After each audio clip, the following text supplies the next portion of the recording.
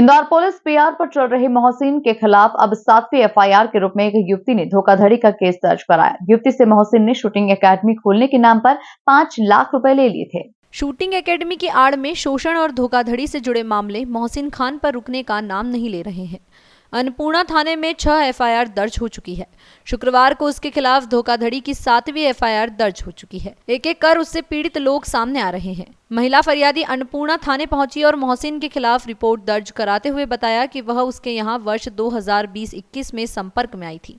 इस दौरान मोहसिन ने उसे झांसा दिया कि शूटिंग सीख ले, बाद में वह उसे एकेडमी खुलवा देगा। उसने पीड़िता से शूटिंग एकेडमी खुलवाने के नाम पर करीब 5 लाख रुपए ऐंठ लिए।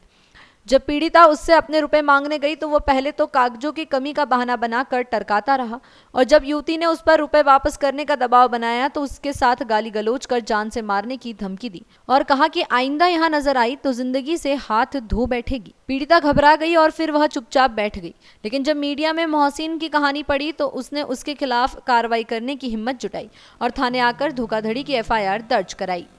थाना अन्नपूर्णा पर कर एक महिला ने और रिपोर्ट लिखाई है जिसमें कि उसने बताया है कि मोहसिन ने उसके साथ में धोखाधड़ी की है और कुछ धर्म परिवर्तन के लिए भी दबाव डाला है। इस तरह की इस आशय की रिपोर्ट दर्ज कराई है जो हमने 406 और 420 आईपीसी के तहत दर्ज की है रिपोर्ट। उसमें भी अनुसंधान हमने प्रारंभ किया है।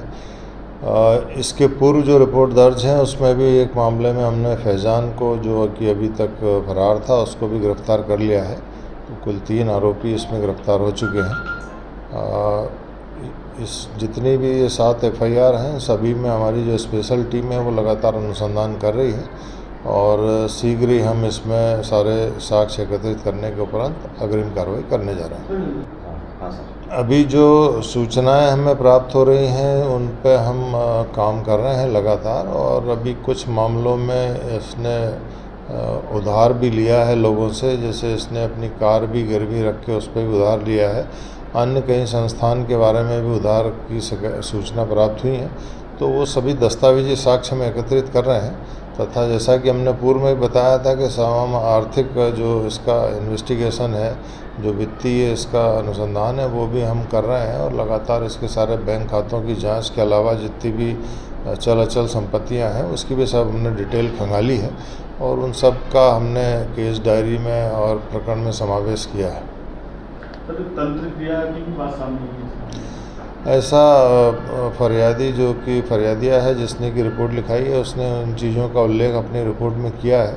हम उन सभी तथ्यों का भी बारीकी से पूछताछ में टीम बनाकर हम विश्लेषण कर रहे हैं और इसके अलावा हम जो अन्य संबंधित धाराएं हैं उसमें हम प्रकरण में इजाफा करके कार्रवाई करेंगे।